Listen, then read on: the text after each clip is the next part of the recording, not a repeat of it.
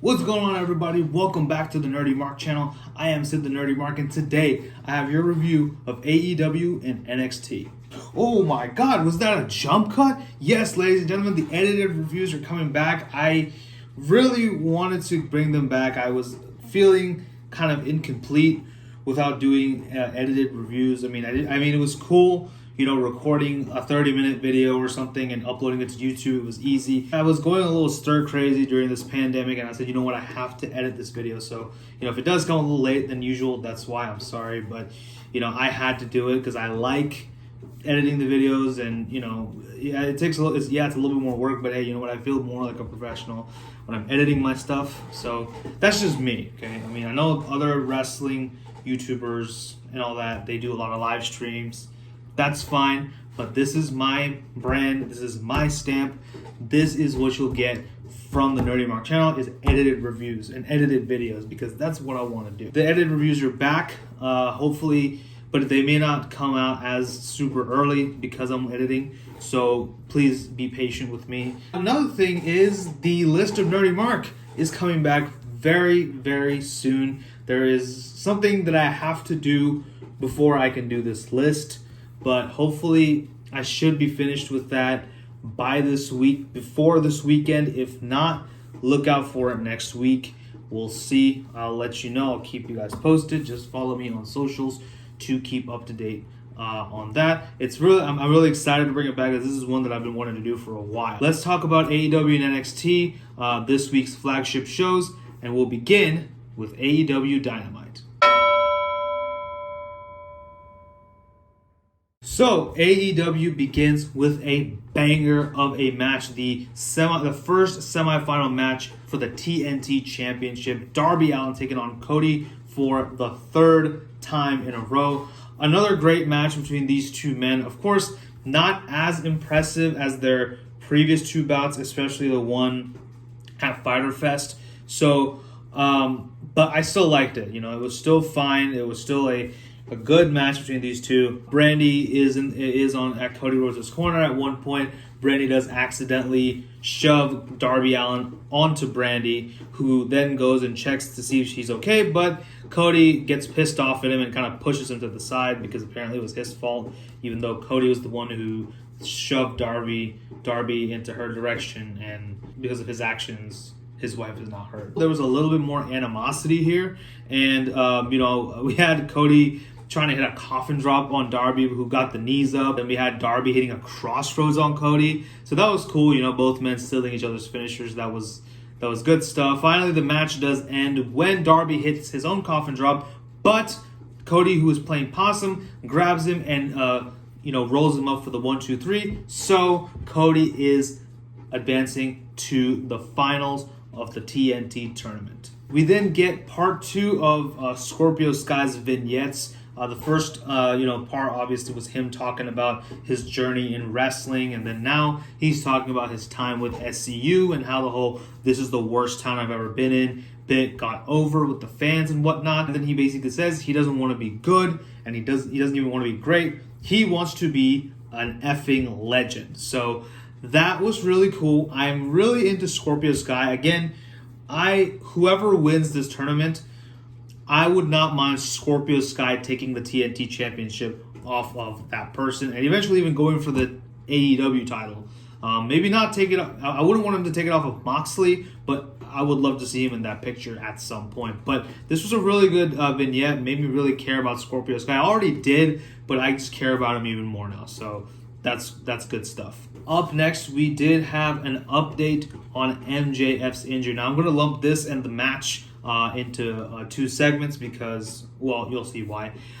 He did suffer a hangnail injury last week, a very, very dangerous injury, obviously. Finally, of course, the doctors said that it made a miraculous recovery. As a matter of fact, he's overhealed, whatever that means. He said he was getting ready, he was shaving and getting ready for TV, but he unfortunately has nicked his neck, and now he will not be able to make it this week. Very, very sad. I hope his injury gets better, get, speedy recovery to MJF, and he talks about how he cares so much for us and says that he's going to come back soon because he's the savior of AEW and whatnot. Yes, thank you, MJF, for being such a salt-of-the-earth human being. And, just really thinking about us every single day, because that's what I'm sure that you do. We got a match for Wardlow, who fought off against Musa. And this was a squash match. That's literally all I have to say about that.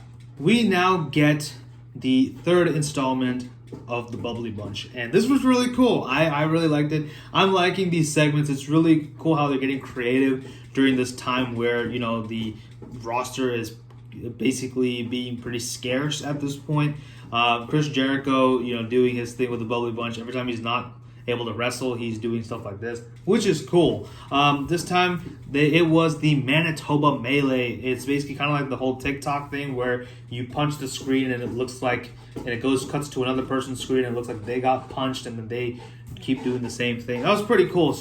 But it was not just the inner circle that got involved. We had so many other people. We had people like Peter Avalon, Sonny Kiss, Luther, Chris Jericho's father, Ted Irvine, Jay and Silent Bob, Lou Ferrigno was there with a taser, Virgil, aka Soul Train Jones, and finally it ended with Vicky Guerrero saying, "Are you kidding me?" I, for one, thought she was gonna yell.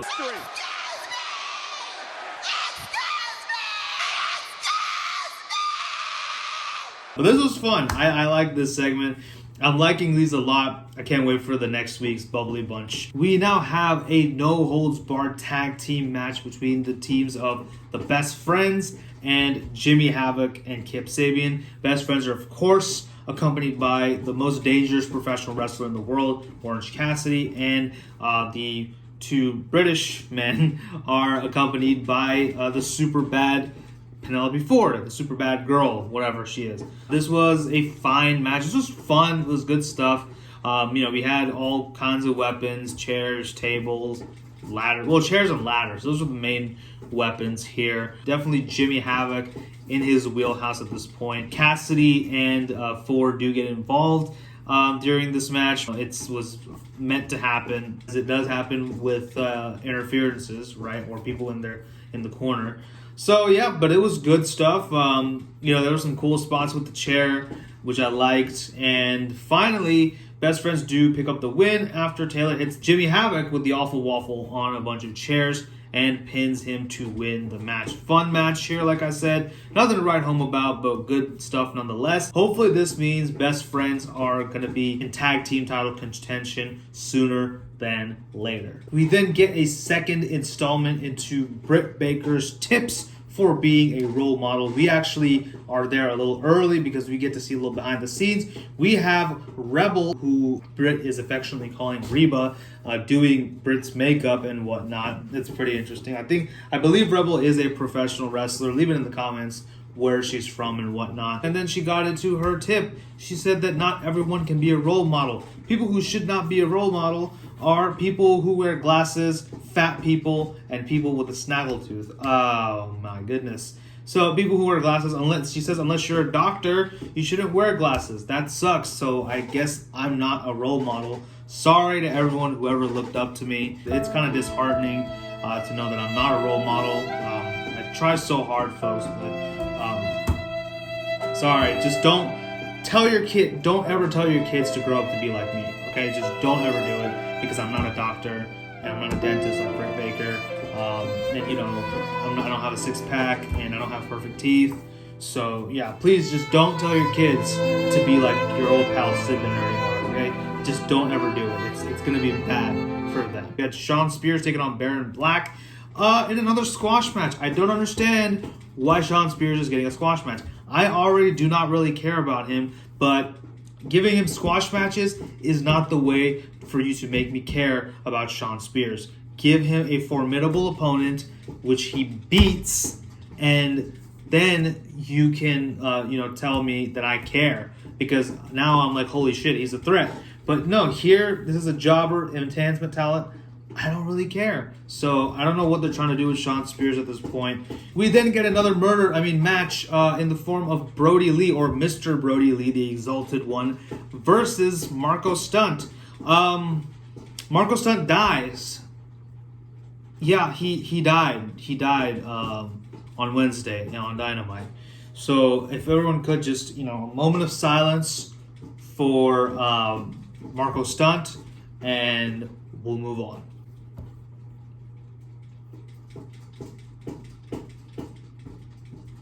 Okay, I think that's good. Let's move on. We then had the AEW champion Jon Moxley cutting a promo for the first time. Well, not for the first time, but we'd say if anybody does feel like we haven't seen him in ages and whatnot, he takes some more shots at Jake Hager, saying that, doing a paradigm shift on a chair and whatnot, and they said that they didn't teach that in Oklahoma, did they, little bitch, or whatever. That was cool. Moxley just ups the cool factor for me. It's Moxley on AEW and Finn Balor on NXT, man. Like, between those two, like, when I was a kid and these two were wrestling, I would have wanted to be like them because they were the definition of cool.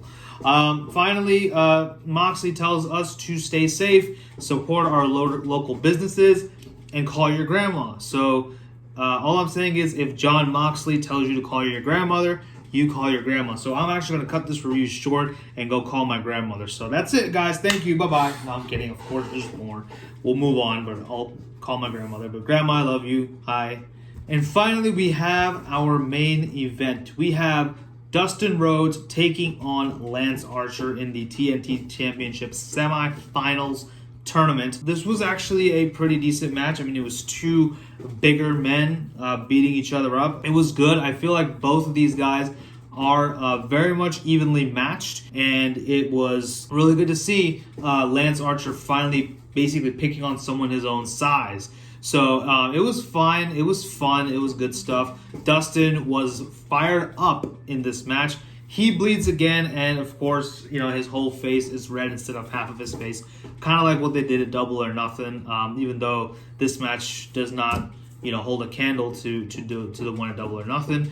But regardless, this was still fine. Towards the end of the match, we had Cody and QT Marshall coming out with a towel to throw it in, but Lance Archer wasn't having any of it. He hits the blackout to win the match. So the finals of the AEW TNT Championship is going to be Cody versus Lance Archer, which is not happening next week. But, excuse me, next week we do have some matches announced. We have Jon Moxley versus Frankie Kazarian in non-title action. MJF is returning, finally. Hopefully that neck injury is healed up. And Kenny Omega and Broken Matt Hardy are going to take on Chris Jericho and Sammy Guevara in a street fight. That should be good. That should be good. So next week's card does look pretty loaded. So I'm excited for that. But for now, that's how AEW Dynamite ended. Let's move on to NXT. So NXT also has a bit of a tournament going on right now. It is called the Interim Cruiserweight Title Tournament. And, the winner, of course, is going to probably face off against Jordan Devlin at some point after all this is over. We had the first match opening up with this tournament. We had Isaiah Swerve Scott taking on El Hijo de Fantasma. Really good stuff here. Very good match. Good moves between both of these men. I didn't really write down too many spots, but I think they're both evenly matched. The luchador style and the more technical style of Mr. Scott is very, very compatible in the ring, and I liked every single bit of what I saw. The match finally ended when Fantasma is rolled up via a crucifix from Isaiah Swerve Scott to win the match, handing Fantasma's first loss in NXT as well. And then after the match, we did have those two luchadors trying to attack El Hijo de Fantasma. They're targeting luchadors for some reason. I don't know why, but where that's all going, I have no idea, but we will see. Up next, we do have Candice LeRae taking on Kacy Catanzaro. Candice LeRae and her husband, Johnny Gargano, have a brand new attitude, and that is that they want to reshape NXT in their own image. Candice LeRae is now the Poison Pixie, and she has new gear, new look, new makeup, new theme music, which all of it I love. Johnny Gargano announces her into the ring and basically just is a bit of an insufferable prick, which is exactly what I want in a heel. So I'm fine with it. I think Johnny is already starting to get on my nerves in a good way, like in a kayfabe sense. Like I know he's a super awesome guy in real life. I mean, shit, he loves Marvel. Okay, like how you can't go wrong with that. The match is pretty decent. It's actually pretty good. It's not just a squash match, which is perfect, and especially for someone the size of Candice LeRae. That's not believable for her to squash somebody. So I think it was good that they gave her a pretty competitive match in the form of Casey Catanzaro. So that was pretty cool. But finally, Candice LeRae does debut her new finisher called the Wicked Stepsister. It is a surfboard face smash, which is very painful, which looks very painful, and does put away KC for the 1-2-3. After the match, we do have her Candice putting Casey in a Gargano escape just to make a statement, and of course the Garganos are continuing to try and reshape NXT in their image. We will see where this goes, because next week we do have Johnny Gargano and Dominik Dijakovic in a match after a promo earlier on in the day. So we'll see. Is Johnny going to have a new theme? Is he going to have a new look? Who knows? We'll find out next week. But for now, let's move on to our next match. The next match is not even a match, it is a segment. We see the debut of the Newly Bro Show with Matt Riddle and Timothy Thatcher, who is, of course, as we all know, filling in for Pete Dunne since he can't be in the United States because of everything going on. Hopefully when this is all over, like I said, he can come back to the U.S. Matt Riddle and Timothy Thatcher have this new game show, which is hosted by Byron Saxton.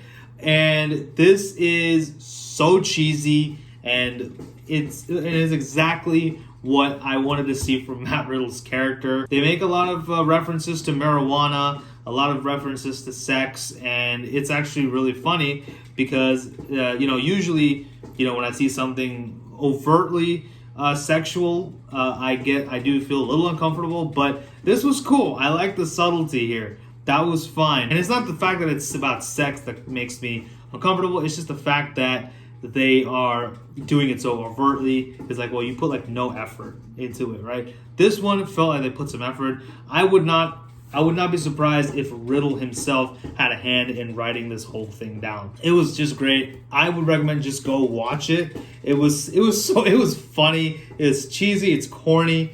And I love it all the same. But unfortunately, the festivities do end when Fabian Eichner and Marcel Barthel, representing Imperium, come out and attack Thatcher and Riddle and basically stake their claim for the NXT Tag Team titles. So hopefully we'll get a match from these four men sometime in the near future. Up next, we do have Charlotte Flair, the NXT Women's Champion, taking on Mia Yim. She is, of course, defending her title against Mia. Say what you will about Charlotte Flair, but I personally think she is a very talented woman, and she puts on some really good matches, usually. And this was no exception. This was a really good match. I enjoyed this quite a bit. This is Mia Yim's best showing to date, in my opinion. Yes, Mia Yim loses in this match. Yes, she tapped out to the figure four, but I want to focus a little bit more on this. Charlotte Flair, did they strap a rocket on her and push her all the way to the top? Absolutely. Is she basically like the female Roman Reigns at this point? To an extent, yes. I still don't forget that Charlotte Flair is very, very talented, and she is a damn good wrestler, and NXT has probably one of the most stacked women's roster that you will ever see in probably all of professional wrestling. So for Charlotte to come in and actually get in the ring with all these other girls is pretty awesome. It's a huge stamp of approval, believe it or not. I understand the argument that, Charlotte is probably going to just mow through the entire women's roster. But also, we're going to get some good matches. So there's that. After the match, we did have Io Shirai coming out as she is the number one contender to Charlotte's title. She yells at her in Japanese and then says, "Next week, you're mine." So we're going to get that match next week. Charlotte's going to win, and everyone's going to be pissed off because Io Shirai is a legend and she should not lose just yet, but she's still going to lose because it's Charlotte, because Charlotte is more blonde and has bigger boobs than Io Shirai. That's the reason why she's going to win. Not because she's talented, which she actually is, but it's because some of her body parts are larger than other women's. Who would you like to see take the title off of Charlotte since it's not going to be Hijo? I, for one, would like to see Asuka come back to NXT and, get some retribution on Charlotte, and beat her for the NXT Women's title. Then she can continue her undefeated streak on NXT, because remember, in NXT, her undefeated streak is intact. Maybe on the main roster it was broken, but on NXT it's still intact. And remember, they treat NXT and the main roster like two different worlds. So, I think you can still continue with that. But anyway, I talked a little too much about this. Let's move on to our next match. Next up, we do have Dexter Loomis, who has actually been kind of a thorn on the Undisputed Era side for some reason. But speaking of thorn, he's taking on Shane Thorne. It's pretty decent. It's not too bad. Shane Thorne is more or less a glorified jobber at this point. But the good thing about NXT is that they actually still give their glorified jobbers some time to shine. Dexter Loomis does win with the Uranagi / Anaconda Vice combo. Pretty short match this one was, but I really do like Dexter Loomis's character. It's creepy, it's mysterious. I, for one, want to see him and Killer Cross, or Karrion Kross as he's going to be called probably. I'd love to see him and Aleister Black mix it up. I want to see Dexter Loomis and The Fiend in a Firefly Funhouse match. That's the match that needs to happen. Make it happen, WWE. But anyway, a decent match here, but really looking forward to see what Dexter Loomis does next. We then get Drake Maverick taking on Tony Nese in the Group A match for the NXT Cruiserweight Interim Title Tournament. Jeez, that's a lot of T's and a bit of a tongue twister. This was a fantastic match. Now, Tony Nese is here. He made it a point last week to say that he does not care about Drake Maverick and his whole situation. Tony Nese also even kind of is being like a bully throughout this match. I loved it. It was great. I mean, Tony is a great heel. I think he was actually much better as a heel than he was as a babyface, which is kind of weird. I still find it weird that how he stayed a babyface. He's like basically like, as long as I have the NXT Cruiserweight title, I'll be a good guy. But once I lose it, I'm a bad guy because the belt makes me good. It gives me powers. But it was still really good. Like I said, Drake continues to be desperate because he just show that raw emotion onto Tony Nese, and he does finally pick up his first win on the tournament after a massive avalanche bulldog. This was really good. I'm starting to think more and more that this whole Drake Maverick getting released is a work, and that they're actually just using it for us to build sympathy for Drake Maverick. That is kind of twisted because he got released along with a bunch of other pro wrestlers. But then again, we also see Instagram videos of him working out with EC3, who legit did get released. But again, I think EC3 did ask for his release, so he got released. Yeah, we see that. He's even retweeting EC3's stuff. He's putting out, Instagram videos of him as Rockstar Spud. He's putting out his Rockstar Spud t-shirts on Pro Wrestling Tees. So, I mean, we could see, is this a work or is this for real? Are they, using a real life situation to basically make a more smooth transition for Maverick to leave WWE, or are they actually giving us the situation to finally, lead to Maverick winning the interim cruiserweight title and eventually challenging Jordan Devlin? Time will tell. I really kind of hope it's the latter, even though both kind of sound bad. I mean, the last idea does sound pretty decent in the sense that it's a good idea, but they did it at the wrong time where legit a bunch of superstars got released. So I find it really weird that they're doing it at that time. But again, I don't know what's going on. I kind of hope Maverick still has his job at the end of the day. So I just guess we'll have to see and continue to watch as Drake hopefully wins this tournament. So before the main event, I did want to address this whole thing that happened in NXT. We did have Finn Balor getting attacked last week, which is why the match between Dream and Balor was scrapped. So next week, Finn Balor, the Prince, will be here, and he is out for blood because he wants to find out who the hell attacked him. It's me, Austin! Oh, son of a bitch! Me personally, I do think it's going to be Johnny Gargano, but then again, Gargano is having a match that week, so unless they're going to do it towards the end where it's finally revealed that it was Johnny, I don't know. Or are they going to let this play out for some weeks like they did with the Aleister Black thing? But either way, I am intrigued as to who attacked Finn Balor. We finally get our main event. The NXT North American Champion Keith Lee defends his title against the Archer of Infamy, Damian Priest. This was a very good match. I thought this had everything that I wanted. This was brutal. This was visceral. This was very much personal for Keith Lee, as he did get his larynx damaged by Damian Priest and has been repeatedly attacked by the man with his little nightstick because he thinks he's Big Boss Man. And it was just too much for Lee. Lee does not even smile as he's getting into the ring. He just wants to kill Damian Priest, and kill him he does, because they go outside of the ring at one point and Lee just speels him onto the apron, throws him on the concrete. It is absolute chaos here. Lee does have the advantage for the most part, but Damian Priest does get his licks in quite a bit. At one point, Priest does go for the throat, but Keith Lee also reciprocates by grabbing Damian Priest's throat, which was good stuff. The match finally ended with Damian Priest getting hit with 2 spirit bombs. Keith Lee does retain his North American Championship. This was good stuff. Great way to end out NXT. Looking forward to see who Lee's challenger is going to be after this. So overall, it was very much a tie this week for me. I can't really tell you whether NXT or AEW was better. I kind of enjoyed both very much equally, so I'm not even gonna say so this was better, that was better. My favorite matches on AEW, absolutely Cody versus Darby, part 3. I wanted to say part 4, but it's part 3. No holds barred tag team match between Best Friends and Jimmy and Kip. That was a lot of fun. The main event was really good between Dustin and Lance Archer.